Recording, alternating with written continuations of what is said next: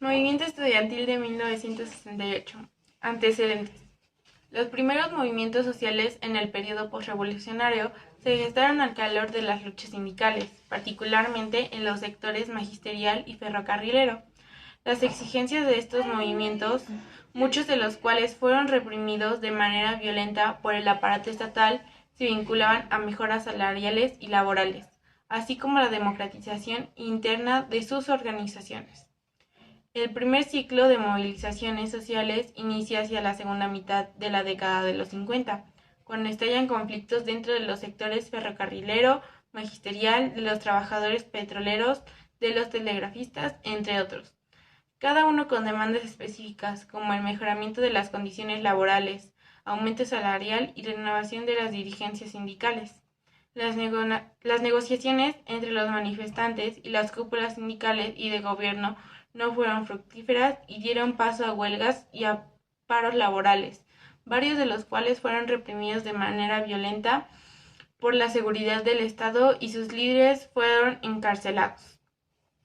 Este periodo de protesta y represión se extendió hasta 1959, cuando la represión fue apoyada por los sectores empresariales, las cúpulas sindicales y algunas organizaciones corporativas, como la Confederación de Trabajadores de México, CTM.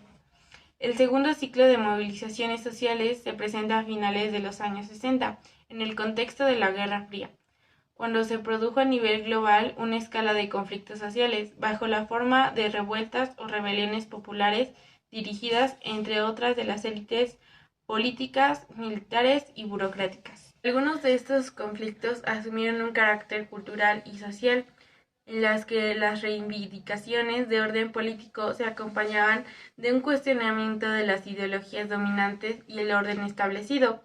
Otros conflictos se insertaron en el marco del movimiento por los derechos civiles, para luchar contra toda forma de discriminación y autoritarismo, y exigir al Estado el respeto a los derechos humanos básicos. Finalmente, hubo movimientos que se sumaron a la ola descolonizadora con el fin de liberarse del yugo de los países colonialistas. En 1968 tuvo lugar una ola de protestas estudiantiles, tanto en las naciones desarrolladas, capitalistas y socialistas, como en los países en desarrollo. En la ciudad de París, entre mayo y junio de este año, una serie de protestas encabezadas por estudiantes universitarios paralizó a todo el país, en la que está considerada como la mayor huelga general en la historia de Europa. El movimiento estudiantil francés puso de manifiesto la insatisfacción social y las contradicciones culturales dentro de la prosperidad económica del llamado Primer Mundo. La efervescencia del Mayo francés se contagió a otras naciones del mundo, como Alemania, España, Suiza, México, Argentina, Estados Unidos, Uruguay, Italia y Checoslovaquia. Inicio del conflicto.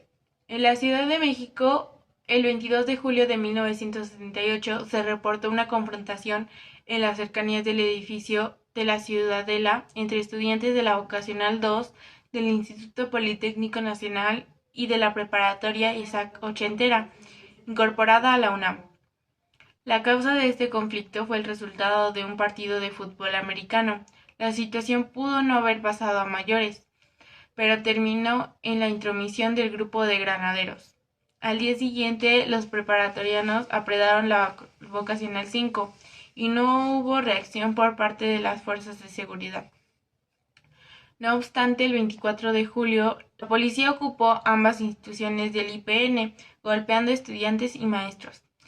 La Federación Nacional de Estudiantes Técnicos, organismo estudiantil politécnico, convocó para el 26 de julio una manifestación contra la represión a sus compañeros y profesores, además de exigir la desocupación de las instituciones. Sin embargo, esta organización estaba influida por el Estado y a su vez su dirigencia era controlada por el PRI, por lo cual no fue del todo escuchada. Organización del movimiento. El 26 de julio, la Central Nacional de Estudiantes Democrática, CND, cuyos militares estaban ligados al Partido Comunista Mexicano, declaró que durante un mitin en apoyo a Cuba frente al homicidio a Juárez, algunos estudiantes del Poli fueron golpeados por los granaderos. en el cruce de las calles del 5 de Mayo Palma, centro histórico de la Ciudad de México. En el sitio se congregaron 10.000 estudiantes para marchar rumbo al Zócalo capitalino, pero antes de llegar fueron atacados por 1.000 policías. Entonces se vieron obligados a regresar al monumento y cuando resolvieron dispersarse, una nueva embestida de granaderos produjo heridos y destrozos. El batallón 19 de granaderos, al mando del capitán Manuel Robles, que, en lugar de realizar su función pública, interceptaron el contingente de estudiantes a la altura de Isabel la Católica con Maderos, calle que llega directamente al Zócalo. Al enterarse de la agresión, llegaron más alumnos, aunque no pudieron dar cauce a más agresiones. Horas más tarde, a las 8 de la noche, quienes aún permanecían en el hemisticio de Juárez, entre ellos estudiantes que habían logrado escapar de la represión previa, fueron nuevamente agredidos. 27 de julio. Los estudiantes toman la preparatoria 1, 2 y 3 de la UNAM. Se organizan las primeras asambleas estudiantiles. El general Luis Cueto declara que el fin de las agitaciones es desestabilizar para dañar la Olimpiada. 29 de julio. Policía y ejército ocupan planteles escolares de la Preparatoria Nacional y del Instituto Politécnico Nacional en el centro de la ciudad. La puerta principal de la Preparatoria 1, de origen colonial, es destruida por un disparo de bazuca. El secretario de Defensa, Marcelio García, niega este hecho, acusando a los jóvenes de causar los destrozos con bombas Molotov. 30 de julio. Se suspenden las clases en las escuelas dependientes de la UNAM y del IPN. El regente de la ciudad, Alfonso Corona del Rosal, promete liberar la escuela de no haber más enfrentamientos. 31 de julio. Se genera la huelga de la UNAM, el Politécnico, la Norma Superior, Chapingo, la Universidad Iberoamericana, el Colegio La Salle, el Colegio de México, las escuelas del INBA y algunas universidades de provincia. La policía sale de la preparatoria 5. 1 de agosto. El rector Javier de la Sierra encabeza una manifestación en defensa de la autonomía universitaria. La marcha, que sale de CU hasta Félix Cuevas por la Avenida de los Insurgentes, retorna al campus por Avenida Universal. Mientras tanto, el presidente Gustavo Díaz pronuncia un discurso en Guadalajara en el que lamenta los acontecimientos recientes y ofrece su mano tendida a quien quisiera estrecharla. 2 de agosto. Se crea el Consejo Nacional de Huelga, CNH, formado por estudiantes de las instituciones en paro. Paralelamente, se forma la Coalición de Profesores de Enseñanza Media y Superior pro Libertades Democráticas. Se publica un pliego de 26 directores de IPN y escuelas en apoyo a los estudiantes. 5 de agosto. El IPN hace una manifestación masiva a lo que no acude Guillermo Massuy, su director. 8 de agosto. El CNH propone su pliego petitorio de 6 puntos. Sus demandas eran: libertad de presos políticos, destitución de jefes policiales, los generales Luis Cueto Ramírez y Raúl Mendionela y el teniente coronel Armando Frías, extinción del cuerpo de granaderos, derogación del artículo 145 y 145 bis del Código Penal Federal, que condena el delito de disolución social y fundaciones como el argumento jurídico que justifica las agresiones. Indemnización a los familiares de los muertos y heridos. Deslineamiento de responsabilidades de las autoridades.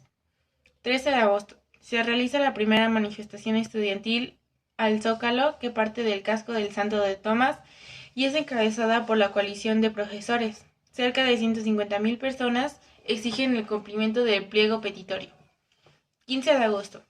Una sesión extraordinaria del Consejo Universitario, presidida por el rector Barrio Sierra, nombra una comisión representante de las demandas de los estudiantes y aprueba 3 más referentes al pago de los daños sufridos en la universidad. 16 de agosto. Inicia el movimiento de brigadas, se integra a la Alianza de Intelectuales, Escritores y Artistas. 18 de agosto. Se realizan los primeros festivales artísticos en Ciudad Universitaria y Zacatenco. 22 de agosto. El secretario de Gobernación, Luis Echeverría, ofrece un diálogo franco y sereno con representantes estudiantiles. El Consejo Nacional de Huelga acepta la propuesta a condición de que el diálogo se realice en presencia de la prensa, la radio y la televisión. 27 de agosto. Se realiza una manifestación del Museo de Antropología hasta Zócalo, mientras tocan las campanas de la Catedral Metropolitana. En la plaza de Iza se hizo una bandera rojinegra a media asta que luego fue arriada. Se vota la propuesta de establecer una asamblea permanente hasta que se acepte el diálogo público.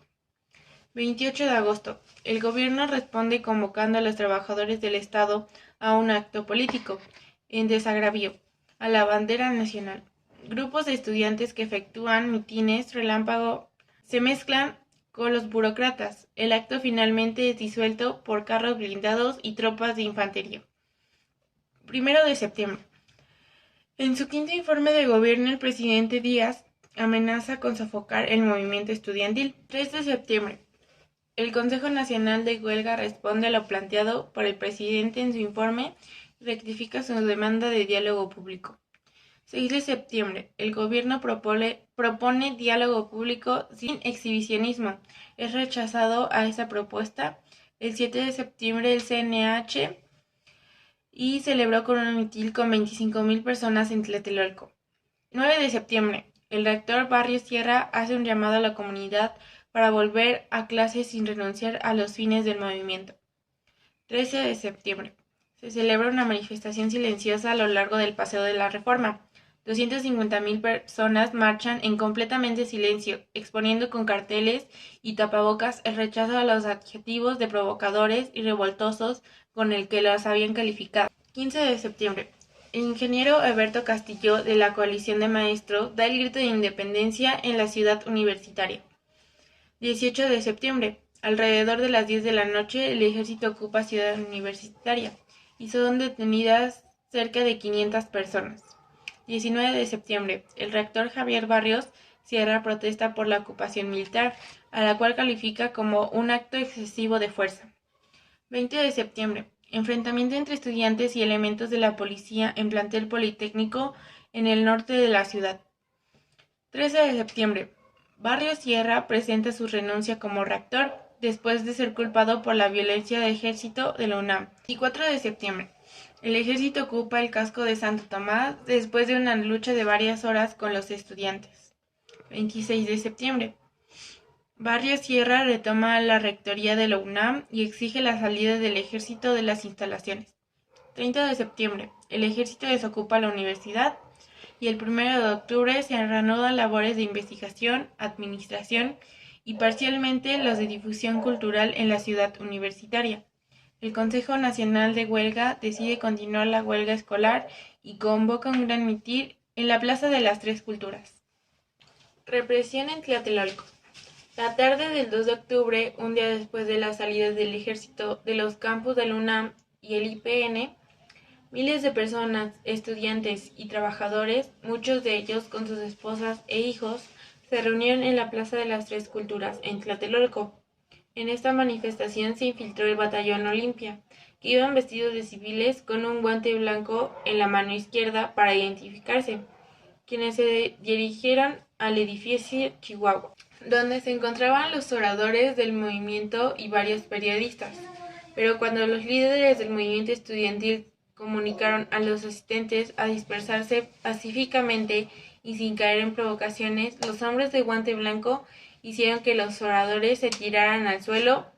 Aproximadamente eran las 6:20, cuando unos helicópteros vigilaban a la multitud desde el aire. Es entonces cuando aparecieron unas luces de bengalas como señal para que los francotiradores del batallón Olimpia, apostados en el edificio Chihuahua, abrieran fuego contra los manifestantes y militares que resguardaban el lugar. En ese preciso momento empezó la balacera. Este último fue una estrategia de este grupo paramilitar, creado por el gobierno mexicano para infiltrarse y detener a los manifestantes y hacer creer que los estudiantes eran los agresores. Los militares, en su intento de defenderse, repelaron la agresión de los estudiantes, pero ante la confusión, los disparos no fueron dirigidos contra sus agresores, sino hacia la multitud de manifestantes que se encontraban en la plaza de Tlatelolco. Un breve en masa de cuerpos cubría toda la superficie de la plaza. Muchos manifestantes escaparon del tiroteo, escondiéndose en algunos departamentos de los edificios. Pero el ejército no se detuvo, irrumpiendo a cada uno de los departamentos de todos los edificios, de lo que conforma la unidad Tlatelolco, sin orden judicial para capturar a los manifestantes. La masacre continuó durante la noche. Los soldados alinearon los edificios de apartamentos adyacentes a la plaza. Testigos de los hechos aseguran que los cuerpos fueron sacados en los camiones de basura. Los medios de difusión de todo el mundo publicaron la noticia de que se había registrado el choque más sangriento entre los estudiantes y tropas del gobierno. Este suceso resume lo que provocó la matanza de estudiantes del 2 de octubre de 1968. Fue la intolerancia del gobierno de Gustavo Díaz ante las manifestaciones que por lo general eran llevadas a cabo por los estudiantes que estaban inconformes por la forma de gobierno que estaba rigiendo a México en estos años.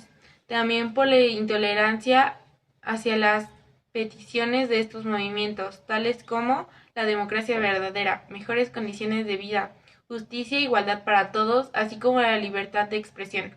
Neoliberalismo. ¿Qué es? Es un programa intelectual, político e ideológico que se fundamenta en los planteamientos del liberalismo económico, corriente del pensamiento que se consolidó en la segunda mitad del siglo XIX, la cual sostenía que los agentes económicos, al perseguir su beneficio individual, incrementaba el bienestar colectivo, por lo que se les debía limitarse a garantizar la propiedad privada, el cumplimiento de las leyes, la defensa de la soberanía y la generación de la infraestructura, dejando a las fuerzas del mercado la regulación y el equilibrio de la economía. Sin embargo, las políticas neoliberales no resolvieron los problemas de desigualdad, pobreza y marginación de los países menos desarrollados. En la mayor parte de las naciones, el retiro del Estado significó reducción de la asistencia social y la desarticulación de las industrias nacionales, las cuales fueron desplazadas por el capital transnacional. La estabilidad macroeconómica no siempre se tradujo en crecimiento, aunque sí contribuyó de forma importante al deterioro de las condiciones de vida de los sectores más vulnerables.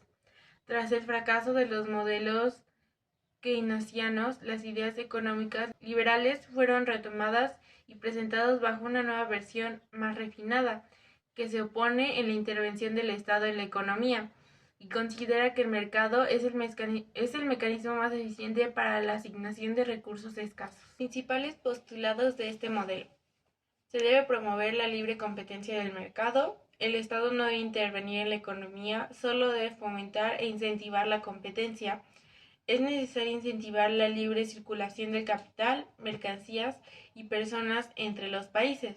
Por tanto, se deben desmantelar las políticas proteccionistas e implementar las políticas de apertura y liberalización. Se requiere priorizar el desarrollo del mercado externo frente al mercado interno. Tales principios económicos han sido adoptados por muchas economías. Los resultados controversiales han generado una diversidad de escenarios económicos, laborales y políticos. ¿Qué beneficios aporta el liberalismo y el neoliberalismo a la sociedad mexicana? Las reformas estructurales instrumentan los distintos gobiernos a partir de la década de 1980. Se orientaron a hacer más competitiva la economía mexicana, promoviendo los mecanismos de mercado y reduciendo la participación del Estado en la vida económica.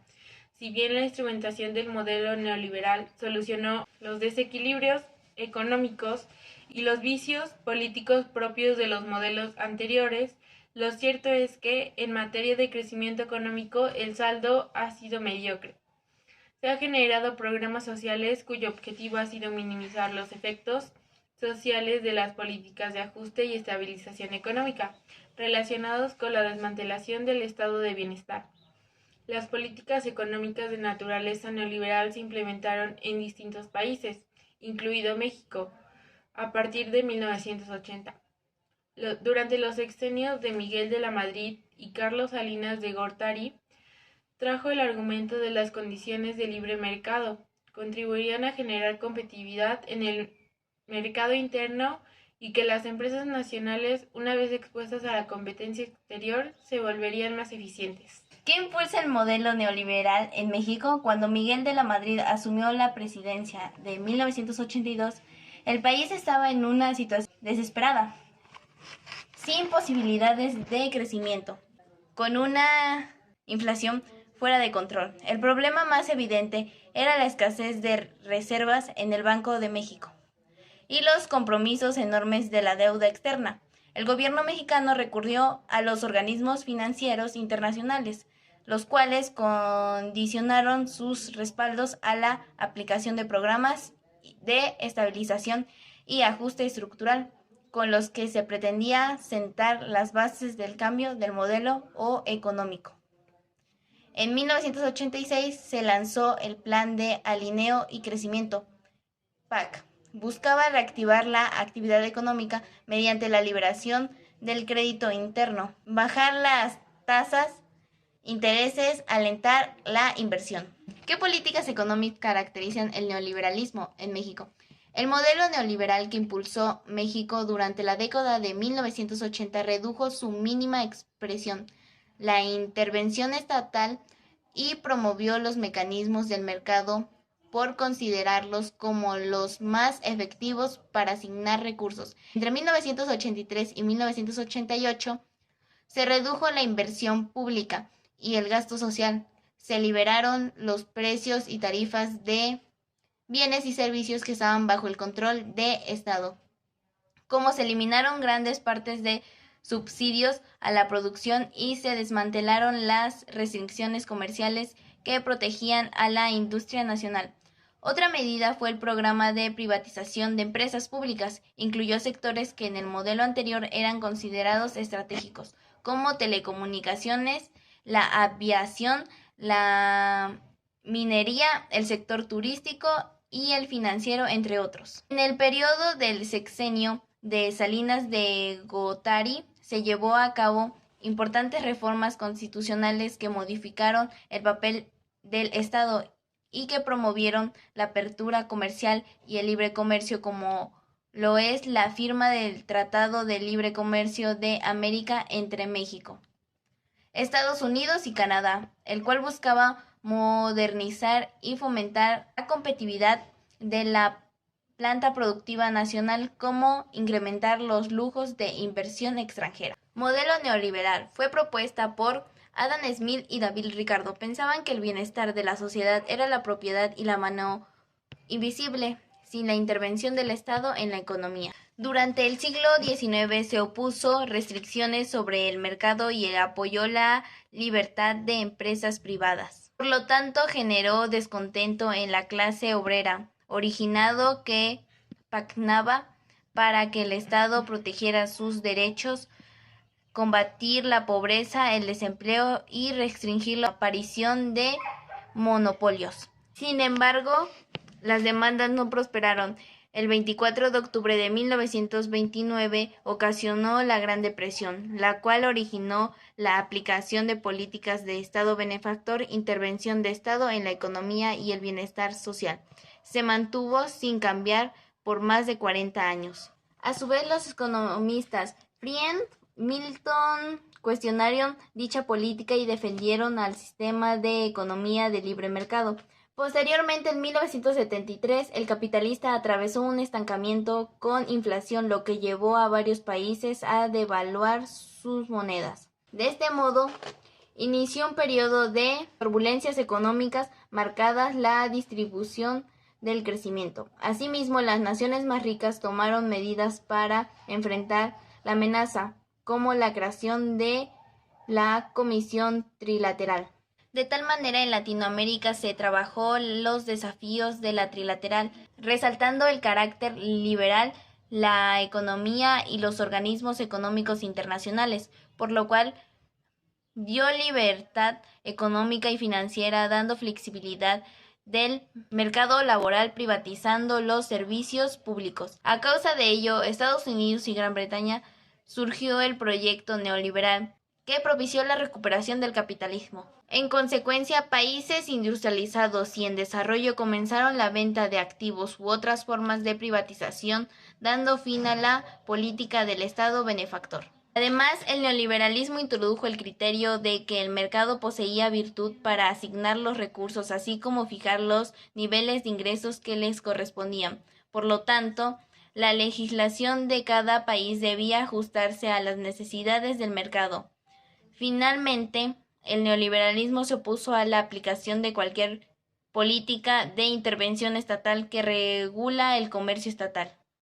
Migración en México como resultado de las aplicaciones políticas neoliberales. La crisis agrícola y la falta de oportunidades en el sector rural dieron lugar a un incremento de la migración internacional durante el periodo neoliberal entre 1990 y en 2009. El número de mexicanos que migraron hacia Estados Unidos se disparó. En 1990 eran 4.5 millones de connacionales residiendo en el país vecino. En ese mismo año, esta cifra se había duplicado a 9.4 millones y en 2009 alcanzó un máximo histórico de 12.6 millones. ¿Cuál ha sido el papel del Estado mexicano frente al fenómeno de la inmigración? El porcentaje de la población en condiciones de pobreza se mantiene sin cambios desde hace casi 30 años. Varias razones explican esta condición de escaso progreso social. Una de las más importantes es el escaso crecimiento económico que se ha registrado la economía mexicana durante el periodo liberal. Si se suma a estos datos el comportamiento de la tasa anual, el desempleo, la cual después de 30 años se mantiene en los mismos niveles alrededor de 4.7%, resulta fácil explicar la pobreza, desempeño que ha tenido el modelo. En términos, su potencial para reducir la pobreza. Uno de los sectores más afectados por las políticas neoliberales ha sido el agropecuario. La desarticulación de andamiaje institucional que durante décadas brindó soporte a la producción, comercialización y el consumo de la producción agrícola nacional, aunada a la entrada indiscriminada de productos agropecuarios de otros países, se tradujo en el abandono de amplias regiones campesinas y el incremento de los niveles de marginación y pobreza en medio rural. Según Coneval, en el 2010, el 65.1% de la población rural estaba en situación de pobreza, 33.6% no tenía acceso a la alimentación y el 94.1% registraba al menos una carencia. Las crisis agrícolas y la falta de oportunidades en el sector rural dieron lugar a un incremento de la inmigración internacional durante el periodo neoliberal. Entre 1990 y el 2009, el número de mexicanos que migraron hacia los Estados Unidos disparó. En 1990 eran 4.5 millones de connacionales residiendo en el país vecino.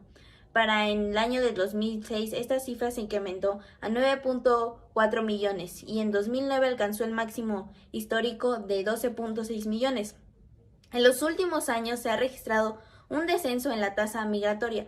Esto se debe más a la recesión de la economía norteamericana y el endurecimiento de las medidas migratorias en la frontera, que a la mejora de condiciones de vida y el trabajo en el campo mexicano.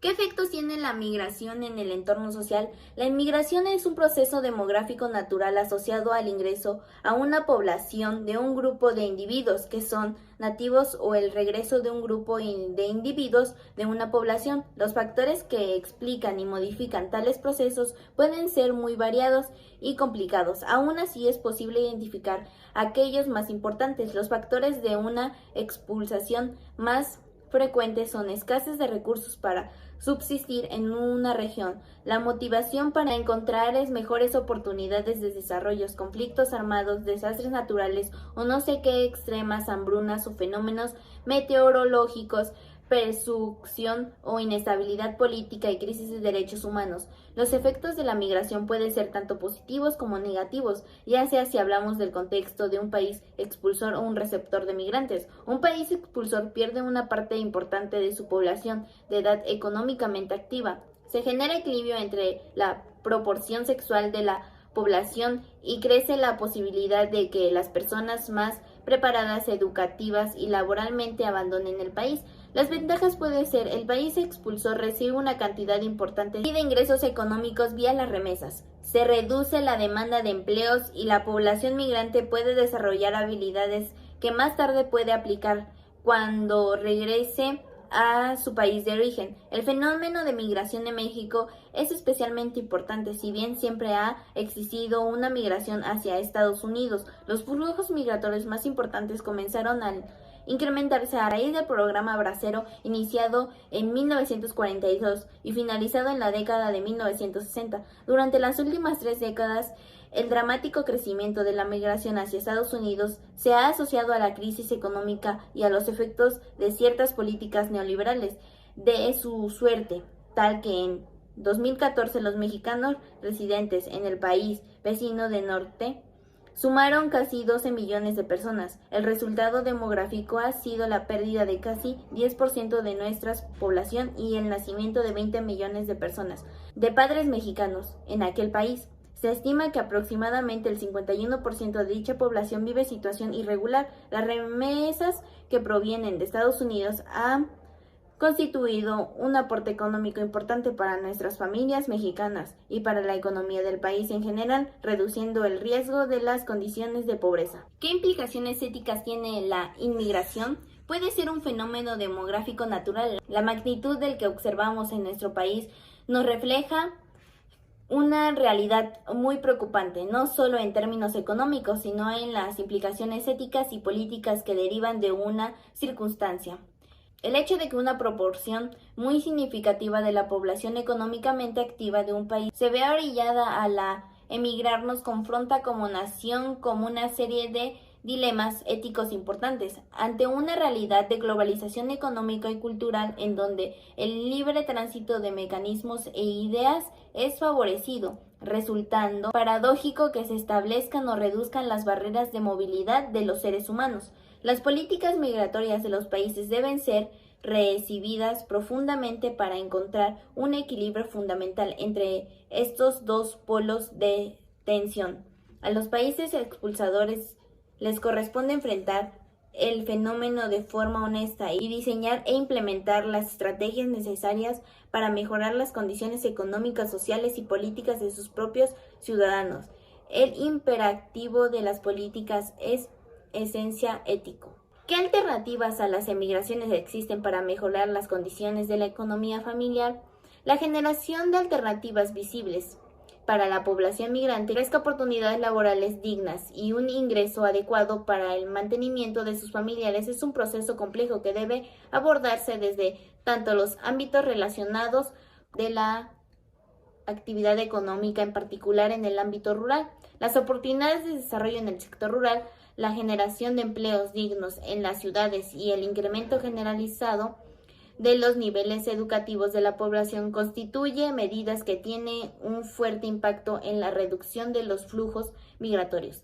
Alcanzar estos objetivos no resulta sencillo. En términos generales, implica el diseño de una política orientada de detonar el sector primario del país atrayendo a la inversión y cambios el enfoque rural. Se requiere el compromiso de la clase empresarial para invertir en el sector agropecuario y restaurar su vocación predominante como un sector productivo orientado al autoconsumo y la subsistencia. También es necesario reorientar las motivaciones personales de los ciudadanos que migran hacia la búsqueda y generalización de opciones visibles en sus regiones de origen y la perseverancia en sus procesos de formación educativa y profesional. México es el mayor receptor de remesas de América Latina y al cuarto en el mundo, tan solo por debajo de India, China y Filipinas al cierre del 2015. Por ejemplo, los envíos desde el exterior sumaron 24.770.91 millones de dólares y durante 2006 los envíos connacionales a sus familias en México han llegado a superar las entradas en dólares que generó el comercio del petróleo, con la idea de dotar a los migrantes transnacionales de un papel privilegiado en la transformación de las economías y en la asociación de origen. Existe en México el programa 3x1 para migrantes, operado por la Secretaría de Desarrollo Social, Junta de Recursos de los Migrantes y de los gobiernos federales, estatal y municipal para colaborar en acciones y obras sociales que contribuyen al desarrollo de sus comunidades de origen, fomentando los lazos de identidades entre los migrantes y México. El programa beneficia tanto a las localidades de origen seleccionados por los clubes y organizaciones de migrantes para invertir en proyectos productivos de infraestructura social, de equipamiento o de servicios, como a las propias organizaciones de migrantes, las cuales ven reforzados sus lazos de identidad con sus lugares de origen. El programa incentiva la corresponsabilidad de la sociedad civil en el mejoramiento de sus condiciones de vida y fortalece la coordinación entre autoridades gubernamentales y los migrantes para invertir en el desarrollo comunitario, al par de la mejora en las condiciones de vida y en los niveles de bienestar de las familias mexicanas. Es necesario mantener políticas que garanticen la protección y el respeto pleno de los derechos humanos de la población mexicana que reside en el extranjero. Ello sobre todo a partir de endurecimiento de la política migratoria estadounidense que tuvo lugar en la raíz de los acontecimientos del 11 de septiembre de 2001 y que se ha profundizado a lo largo de la Secretaría última década, como resultado de los ataques terroristas en el suelo norteamericano, así como la contracción económica que experimenta la comunidad del vecino país desde 2008. Entre los objetivos planetarios para México en este escenario restrictivo se encuentra el establecimiento de mecanismos que permite contar con el fluido ordenado de trabajadores temporales y permanentes. Medidas orientadas a garantizar que el regreso de la numerosa porción mexicana reside actualmente en el territorio norteamericano de manera ilegal, que no sea de manera simultánea. Puede ser un fenómeno demográfico natural. La magnitud del que observamos en nuestro país nos refleja una realidad muy preocupante, no solo en términos económicos, sino en las implicaciones éticas políticas que derivan en una circunstancia. Ante una realidad de globalización económica y cultural, en donde el libre tránsito de mercancías e ideas es favorecido, resulta paradójico que establezca o refuerce las barreras a la movilidad de los seres humanos. Las políticas migratorias de los países deben ser recibidas profundamente para encontrar un equilibrio funcional entre estos dos polos de tensión. A los países expulsores les corresponde enfrentar el fenómeno de forma honesta y diseñar e implementar las estrategias necesarias para mejorar las condiciones económicas, sociales y políticas de sus propios ciudadanos. El imperativo de las políticas es esencia ético. Soy Ricardo Romero González y hoy les hablaré sobre la relación entre la globalización, la liberación del libre comercio y los organismos internacionales en la economía nacional. Cuando se habla de globalización, se alude a un fenómeno multidimensional que se caracteriza por el incremento exponencial de las relaciones de interdependencia entre las naciones a escala mundial y se encuentra fuertemente asociado a las transformaciones de índole económica, social y cultural inducidas por la expansión del mercado, la difusión de las tecnologías de la información y la comunicación, la adoptación del estilo de vida y los valores fundacionales de las sociedades occidentales, democracia, liberalismo, capitalismo, cultura de consumo.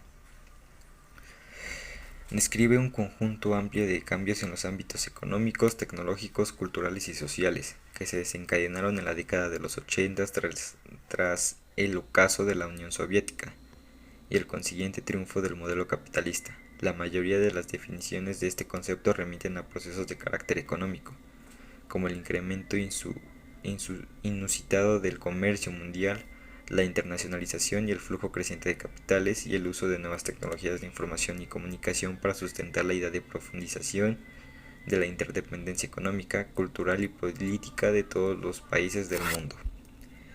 En efecto, varios fenómenos que cotidianamente observamos a nuestro alrededor son esencialmente globales, ya que acontecen no solo en las naciones avanzadas o desarrolladas, sino también en las más pobres del mundo.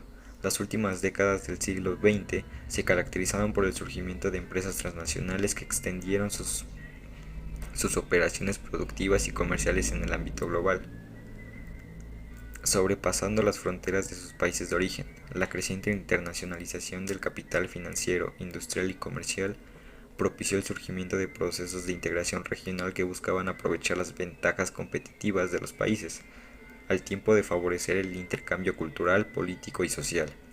Se trataba no solo de incrementar las transacciones de bienes y servicios, sino también de fomentar el libre flujo de información, conocimientos, cultura, etc. En algunos bloques se planteó la adopción compartida de políticas, instituciones, sistemas monetarios, órganos jurisdiccionales y otros mecanismos e instancias para la toma democrática de decisiones sobre asuntos de interés común. El movimiento hacia la globalización se vio favorecido por la intervención de un conjunto de instituciones multilaterales, el Fondo Monetario Internacional, el Banco Mundial y la Organización Mundial del Comercio, entre otras, las cuales promovieron políticas de corte neoliberal tales como la eliminación de obstáculos e impedimentos al comercio mundial. Estas instituciones han sido clave para incentivar cambios en las legislaciones nacionales e internacionales con el fin de estimular el intercambio comercial, el desarrollo de mecanismos de cooperación, la seguridad jurídica y mercantil y presionar porque las políticas públicas se alineen con estos aspectos. Además de los aspectos económicos, la globalización ha repercutido sobre los ámbitos culturales, políticos y sociales. Uno de los cambios más relevantes ha sido la difusión de modelos de ciudadanía global sustentados sobre un conjunto de valores como la democracia, la libertad y la igualdad. Es importante señalar que no todas las repercusiones de la globalización han sido positivas. A escala económica, por ejemplo, la reconfiguración del mercado mundial ha acentuado la desigualdad entre países y regiones. Varias empresas nacionales han quebrado al no competir en igualdad de condiciones con las grandes corporaciones globales.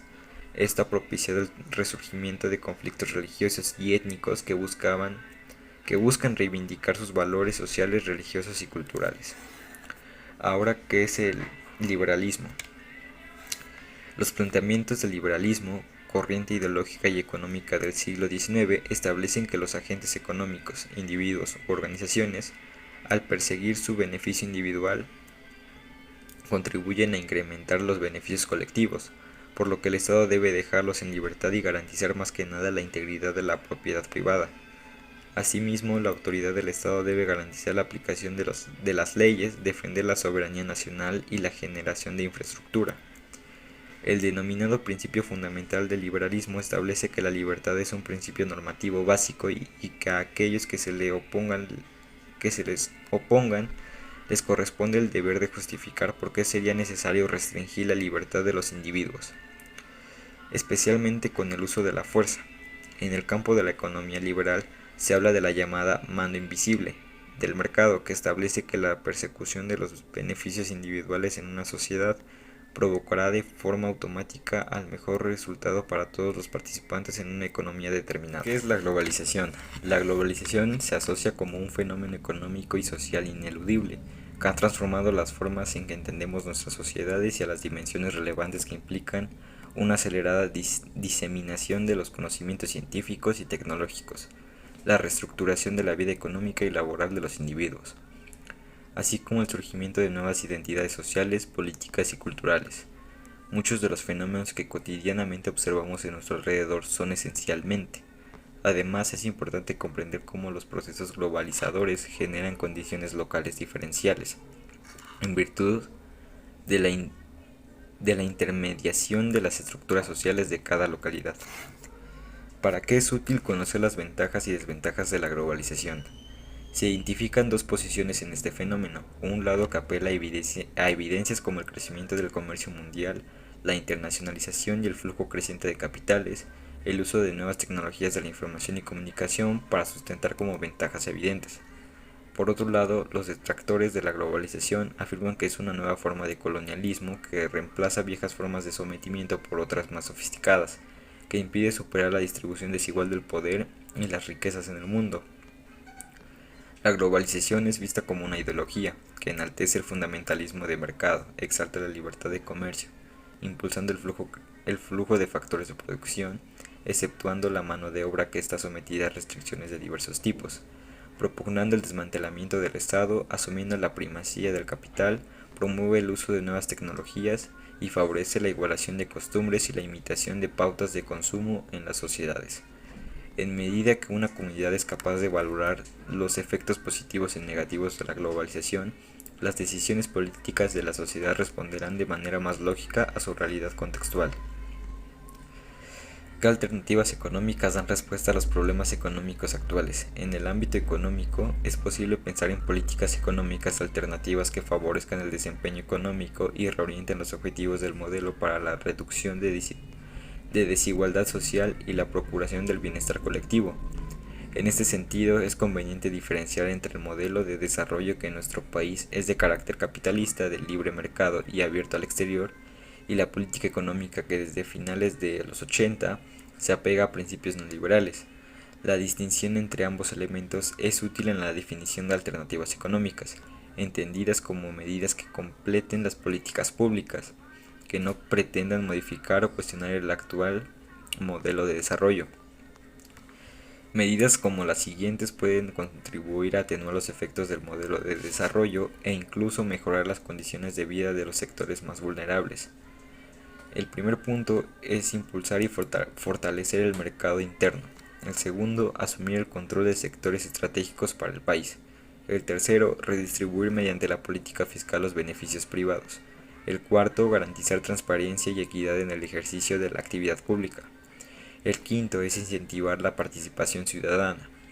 El sexto, asegurar el acceso a la justicia y el respeto a los derechos humanos. Y séptimo, el papel protagónico del Estado en tareas de educación, salud, vivienda y alimentación. ¿Cómo impacta la globalización al entorno social? El proceso de globalización llevado a cabo a finales del siglo XX no ha logrado resolver los problemas de desigualdad, pobreza y marginación de los países y sectores menos desarrollados. En mayor parte de las naciones, la implementación del modelo de libre mercado y aumento del intercambio comercial significó la reducción de esquemas de asistencia social y la desarticulación de las industrias nacionales. Podemos afirmar que la globalización favoreció en generación de riqueza y acumulación al tiempo que aumenta las desigualdades sociales. Si bien es cierto que las naciones nunca han estado tan integradas y comunicadas como en los últimos años, también la brecha entre ricos y pobres se hizo más amplia. En México, durante el periodo globalizador, se daba una brecha entre los niveles de vida y desarrollo respecto de sus principales socios comerciales. Nunca se cerró, pese a la firma del Telecán, pero aún existe evidencia de que las diferencias aumentaron. En 1993, el PIB por trabajador en México era de 35% del de Estados Unidos. 10 años después, esta relación disminuyó a menos de 30%. Lo mismo con el PIB per cápita, que pasó de 31.4% del de Estados Unidos en 1993 a ser menor de 29% una década después. El salario creció 0.34% entre 1993 y 2012, lo cual incide en que las tasas de pobreza se mantengan sin cambios. Si bien el Telecán cumplió el objetivo de incrementar los flujos de inversión y comercio, esto no ha mejorado las condiciones de vida de la población. Esta libertad enriquece las formas de convivencia, provocando identidades más complejas. Expansión del comercio mundial, desmedida competencia de mercado, conformación de bloques comerciales mediante la eliminación de fronteras nacionales para el libre tránsito de mercancías, desarrollo de las grandes compañías transnacionales y de los mercados financieros, el fin del socialismo en Europa o hasta el escaso crecimiento económico, dificultades políticas, guerras, enfrentamientos en el intercambio comercial, desempleo y disturbios humanitarios. La globalización se ha entendido en diferentes enfoques, sin embargo suele reconocerse en términos económicos. El origen del también llamado sistema mundial capitalista se remonta a los siglos XVI, con viajes de exploración y la era del colonialismo. Otros opinan que se debió a la aparición del mercantilismo, otros afirman que surgió a la par del modelo económico neoliberal en los años 70 o con el fin del bloque socialista europeo en los 80. ¿Qué beneficios aporta el liberalismo a la sociedad mexicana? Las reformas estructurales instrumentadas por los distintos gobiernos a partir de la década de los 80 se orientaron a hacer más competitiva la economía mexicana, promoviendo los mecanismos de mercado y reduciendo la participación del Estado en la vida económica. Si bien la instrumentación del modelo neoliberal solucionó los desequilibrios económicos y los vicios políticos propios de los modelos anteriores, Lo cierto es que en materia de crecimiento económico el saldo ha sido mediocre. De acuerdo con José Luis Calva, 2010, de 1983 a 2010, el PIB nacional creció a una tasa media anual de 2%. El PIB per cápita, por su parte, lo hizo a una tasa de 0.5% anual, aunque si se incluye a los mexicanos que emigraron al extranjero por falta de oportunidades en el país, el PIB per cápita creció apenas a una tasa de 0.1 anual. Asimismo, a lo largo de este periodo, la inversión fija bruta, es decir, aquella que se materializa en maquinaria, equipo y construcciones, creció a una tasa de 2% anual, mientras que los salarios mínimos perdieron 74% de sus poderes adquisitivos. Esos resultados no fueron positivos, sobre todo si los comparamos con los que corresponden al periodo de 1934 a 1982, en los que el PIB del país se incrementó a una tasa promedio de 6.1% anual. El PIB per cápita creció a una tasa media de 3.2% anual y el poder de compra del salario mínimo aumentó 96.9%. Tampoco son muy halagüeños si los comparamos con la economía de China, Corea del Sur o la India, que durante el periodo neoliberal 1983-2009 incrementaron su PIB per cápita a tasas de 8.9%, 5.4% y 4.2% anual respectivamente. Incluso si comparamos la economía mexicana con la de sus socios comerciales de América del Norte, podemos constatar que este se quedó a la saga. De 1983 a 2009, el PIB per cápita de Estados Unidos creció a una tasa media de 1.8 anual y el de Canadá creció a una tasa media de 1.6 anual, ambas muy lejanas del 0.5% que se registró en México. Los datos anteriores ponen en evidencia los límites del modelo neoliberal, no solo para generar crecimiento, sino para mejorar la distribución del ingreso en las condiciones de vida de la población. Aún así, se han generado programas sociales cuyo objetivo ha sido minimizar los efectos sociales de las políticas de ajuste y estabilización económica relacionados con la desmantelación del estado de bienestar. Los programas Pronasol, Progresa, Oportunidades, Prospera y la Cruzada Nacional contra el Hambre han sido implementados durante los últimos 4 sexenios para lograr tal objetivo. El mundo globalizado. Los fenómenos sociales que se presentan en la actualidad forman parte del mundo globalizado. Los globalifóbicos, horror y rechazo a la globalización, las demandas de estos grupos cobran sentido únicamente dentro de dicho proceso macrosocial, por lo que su existencia debe entenderse con relación a factores económicos y políticos a contextos de alcance más global.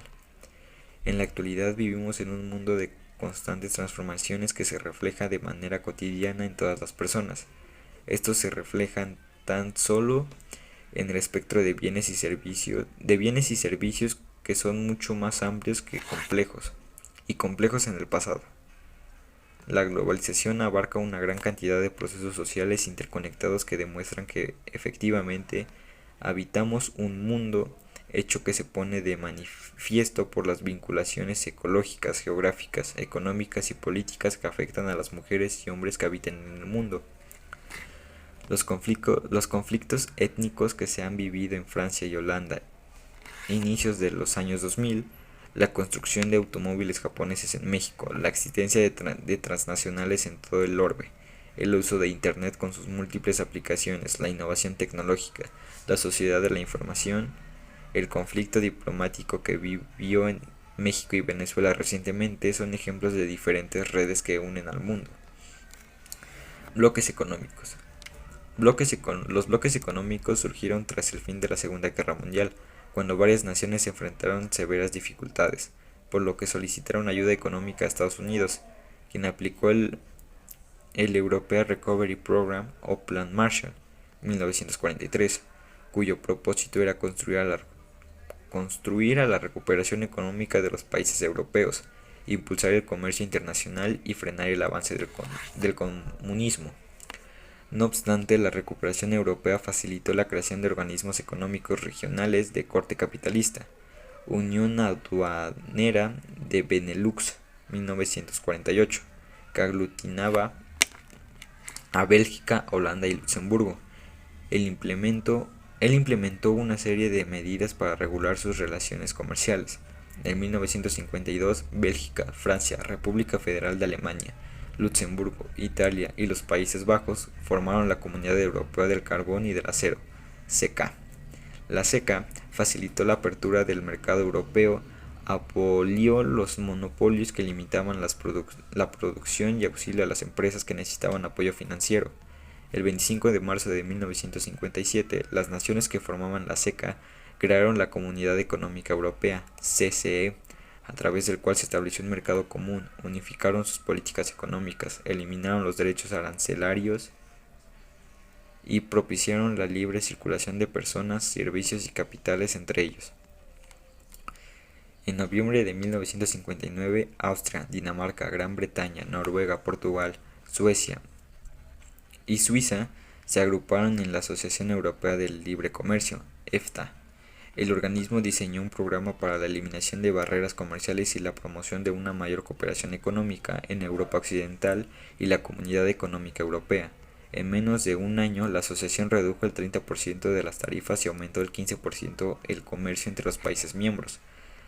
La CEE y la EFTA competían por el control de comercio europeo. La primera dispuso la fijación de tarifas aduaneras similares para los productos de las naciones ajenas a su agrupación, mientras que la segunda instó a que cada miembro fijara sus propias tarifas para las mercancías importadas. En 1960, Estados Unidos reconoció la importancia de las organizaciones relacionales europeas, por lo que dispuso la regularización de comercio internacional a través del Acuerdo General sobre Tarifas y Comercio, GATT, establecido en Ginebra en 1947. El GATT entró en vigor el 1 de enero de 1948 para promover la expansión del mercado internacional con base en la reducción de tarifas aduaneras. Fue sucesivamente renovado hasta 1994. Sirvió de marco para las posteriores negociaciones comerciales multilaterales sobre la reducción de barreras arancelarias. De ahí en adelante se fueron formando las demás organizaciones y bloques económicos y organismos de cooperación económica que existen en la actualidad. Se fundaron varias dependencias internacionales que brindan ayuda a los países capitalistas, cuya integración o la dinámica de la economía mundial resulta complicada. Una de ellas es la Organización de Cooperación y Desarrollo Económico, OCDE, que asesora y evalúa las políticas económicas de los Estados miembros. Otra es la Organización Mundial del Comercio, que se creó a raíz de los acuerdos de Marrakech, abril de 1994, en sustitución del GATT. Tiene como objetivo permitir el desarrollo del comercio de bienes y servicios entre los distintos países. Los países miembros deben mostrar apertura para el intercambio comercial y, en principio, no subvencionar sus propias exportaciones. Periódicamente se organizan conferencias a nivel mundial en las que participaron todos los países miembros, como la de Singapur en 1996, Seattle 1999 o la de Doha en 2001, que supuso la reactivación de una nueva ronda de negociaciones comerciales conocida como Ronda del Milenio. Principales bloques económicos del mundo. Bloques económicos.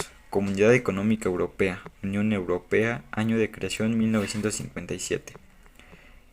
El Mercado Común Centroamericano de 1960.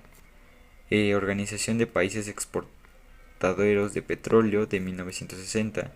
Unión Aduanera y Económica del África Central 1969 y Asociación de Naciones del Sudeste Asiático 1967. Principales bloques económicos del mundo. Bloque económico Comunidad Andina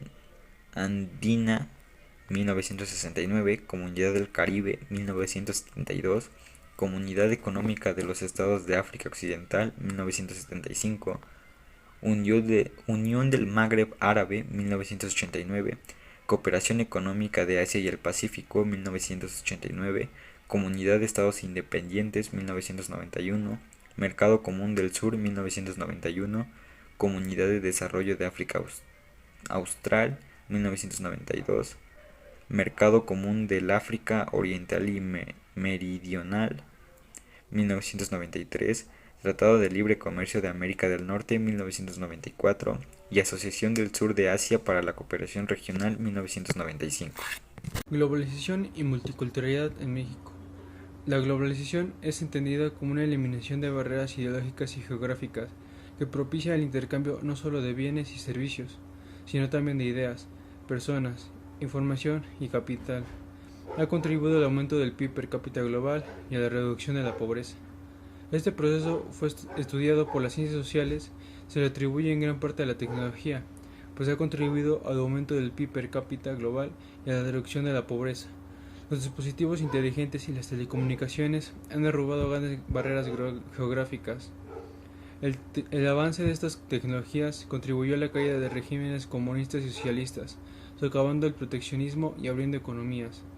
Por el lado de las ciencias sociales, se estudia el papel que desempeñan las fuerzas y agentes globales en las transmisiones en curso determinado, las diversas modalidades a través de las cuales los procesos globalizadores generan condiciones locales diferenciales en cada localidad. Nos permite distanciarnos de la imagen de uniformidad e interconexión que han generado la revolución de las TICs, así como del desarrollo del mercado internacional de bienes y servicios. De esta manera, se pone el acento en las respuestas diversas de los distintos actores sociales frente a la globalización, así como el estudio de las repercusiones que tiene dicho fenómeno sobre los ámbitos en la vida social. Los temas de estudio que derivan del análisis del proceso de globalización son sumamente diversos.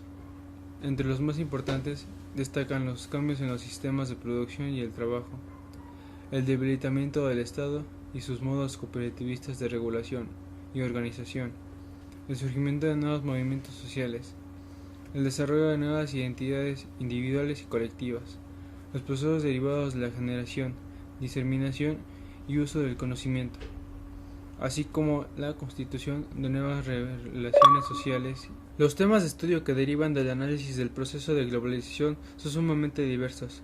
Entre los más importantes destacan los cambios en los sistemas de producción y el trabajo, el debilitamiento del Estado y de sus modos corporativistas de regulación y organización, el surgimiento de nuevos movimientos sociales, el desarrollo de nuevas identidades individuales y colectivas, los procesos derivados de la generación, diseminación y uso del conocimiento, así como la constitución de nuevas relaciones sociales y orientaciones valorativas vinculadas a la denominada sociedad de la información.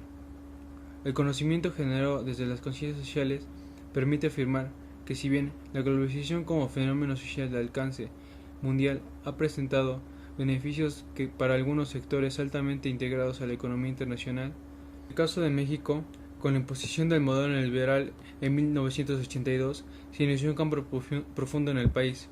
Se veía evidente que el modelo de sustitución de importaciones, el cual creció 6% anual hasta los años 70 del siglo pasado, se agotó.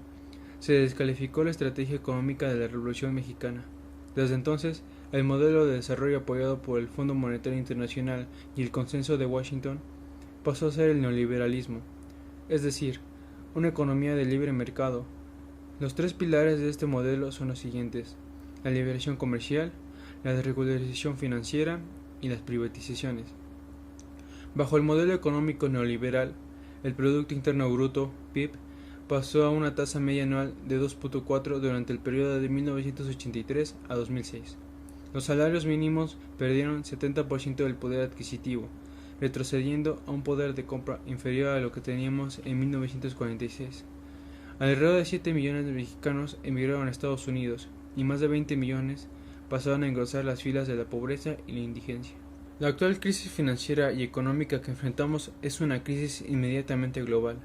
En sus orígenes, esta es una expansión colosal del crédito, explicada por la burbuja inmobiliaria. Proliferaron los créditos chatarra en vivienda, concedidos a gente que no tenía la capacidad de pago. En 2008 explotó la burbuja por primera vez en 10 años. La crisis no la detonaron los países emergentes, sino los grandes centros financieros. La crisis en México repercutió debido a la aplicación de políticas de restricción del gasto público y la privatización de las empresas.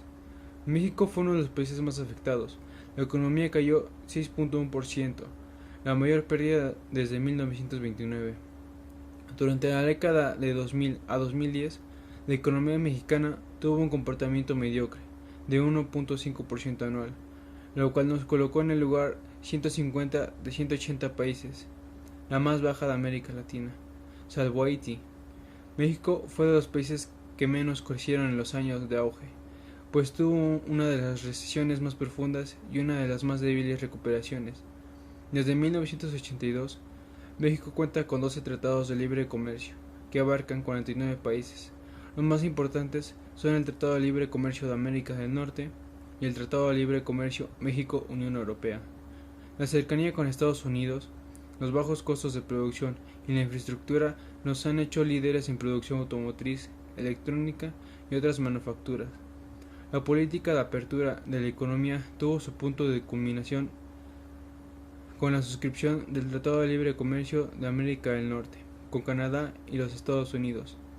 Este evento, que se ha identificado como parte del proceso de globalización de México, ha traído como resultado la confirmación del país como una sociedad a la que se le han asignado en los hechos las funciones de maquilador, proveedor de fuerza de trabajo barata y suministrador de materias primas con bajo valor agregado, principalmente petróleo, por lo que las entidades federativas que se han desarrollado son las que cumplen con dichas actividades.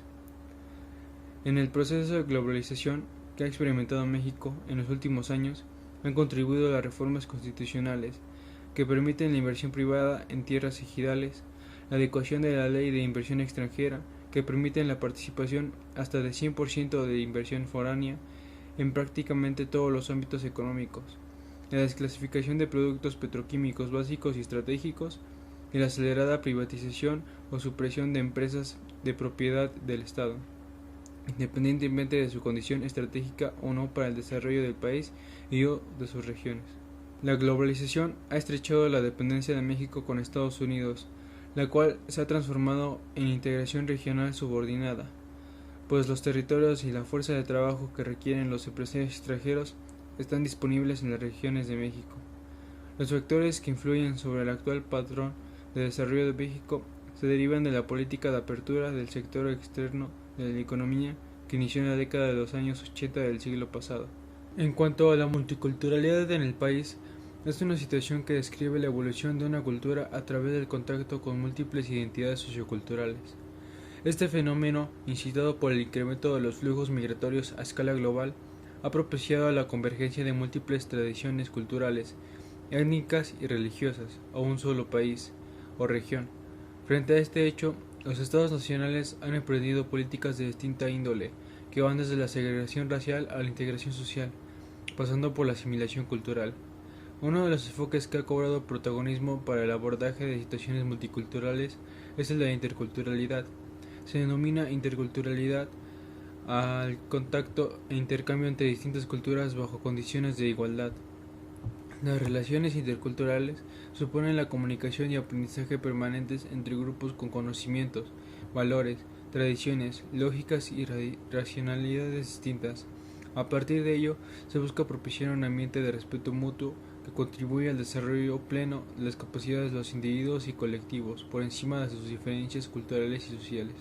Aunque en muchos países se han impulsado políticas de corte intercultural que promueven el intercambio entre grupos culturales distintos, favoreciendo la desigualdad, integración y convivencia armónica entre ellos, es frecuente que la diversidad se traduzca en conflictos étnicos o religiosos, dando lugar a prácticas xenófobas o discriminatorias. En años recientes han resurgido en muchas regiones del planeta movimientos nacionalistas ultraconservadores que rechazan la presencia de los inmigrantes bajo la falsa premisa de la superioridad cultural del mundo occidental. Este sentimiento se ha visto agravado por la radicación de grupos religiosos de carácter extremista que pretenden imponer sus prácticas por la vía violenta.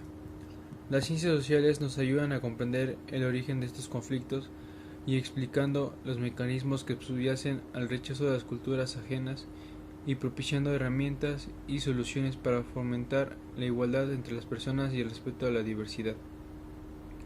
Algunos ejemplos de multiculturalidad en México son: gastronomía. Está reconocida como una de las más variadas, ricas y nutritivas del mundo. Es tan variada que, debido justamente a la diversidad cultural entre un estado y otro, hay platillos totalmente diferentes en cuanto a sabor, ingredientes, presentación y otros aspectos. Fisionomía.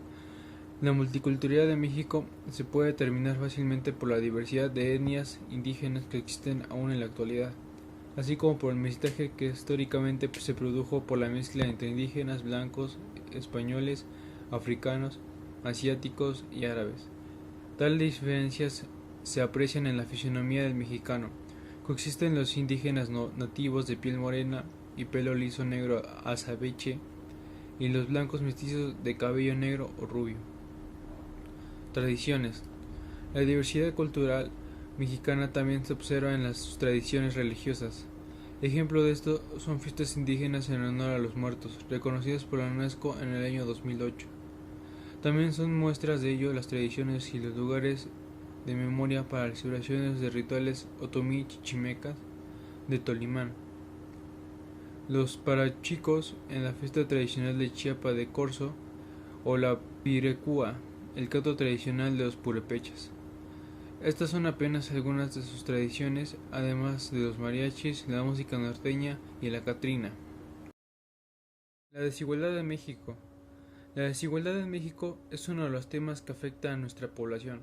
La desigualdad se produce cuando una persona recibe un trato diferente, debido al género, creencias, posición social y economía, entre otras cosas.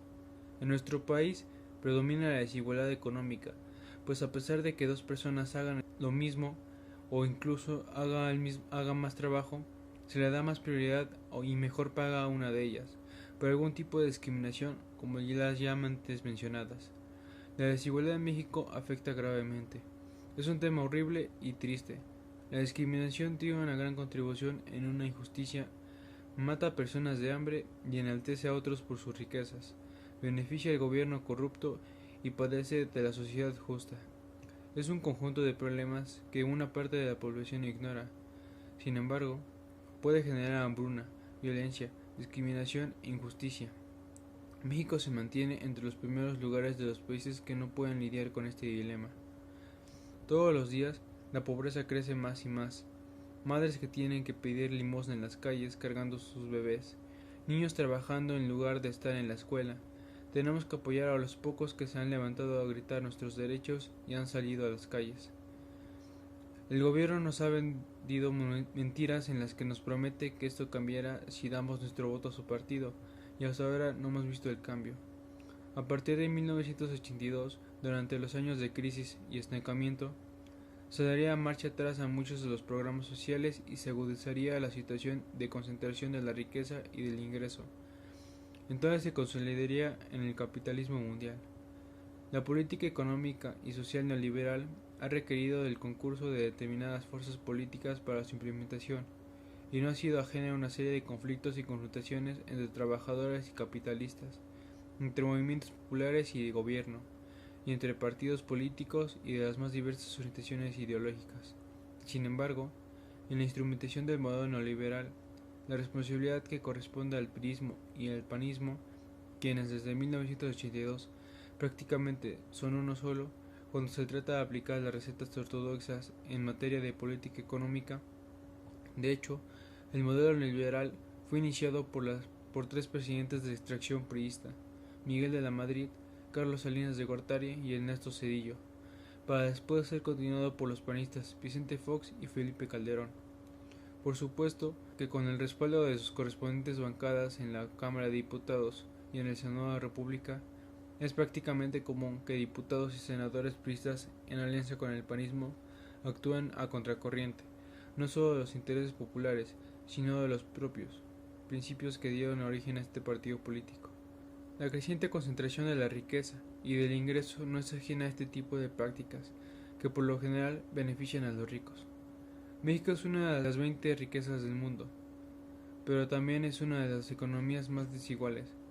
El Reporte Mundial de la Desigualdad 2022 muestra que este sigue siendo uno de los principales flagelos en la potencia latinoamericana, donde solo el 10% de la población se acapara el 79% de la riqueza, mientras el 50% de los mexicanos continúa su lucha cotidiana contra la pobreza.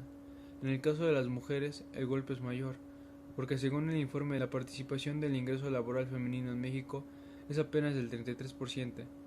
Esta cifra está por debajo del promedio en América Latina, 35%, y de países como Brasil, 38%, y Argentina, 37%. Comparable a la media en África subsahariana, 28%, y significativamente por debajo de los niveles de Europa Occidental y Oriental, 38% y 41% respectivamente. Destaca el estudio, aunque también hace ver que la situación ha mejorado desde 1990, cuando la participación del trabajo femenino en el ingreso comenzó a aumentar de manera significativa, 9 puntos porcentuales. En el país coexisten grupos de población cuya abundancia de recursos económicos y patrones culturales son muy similares a los que se observan entre los grupos más favorecidos de los países más desarrollados. Y al mismo tiempo, importantes contingentes de la población todavía subsisten en condiciones sumamente precarias, similares a las que prevalecen en algunos de los países más pobres del mundo. México tiene representantes entre las exclusivas listas de los más ricos del mundo y entre las no tan exclusivas de los más marginados. Al mismo tiempo, los avances en educación, salud, vivienda, seguridad social, acceso a la alimentación y a las tecnologías de la información han permitido que, entre los extremos antes mencionados, se haya conformado una clase media, un conjunto de clases medias que concentran una parte importante de la población.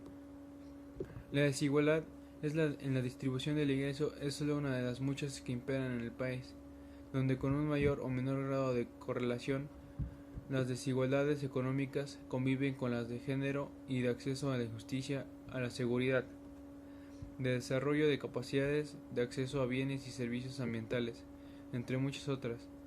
Siendo la desigualdad un aspecto característico de México de hoy, se hace necesario investigarla más a fondo, tanto como un problema en sí mismo, en términos de justicia social, de su impacto directo en el bienestar y respecto de los riesgos que significa para la cohesión social, la estabilidad y la paz, así como por el carácter instrumental que, al disminuir o aumentar, puede tener para acelerar o desacelerar la inversión, el empleo y el crecimiento económico.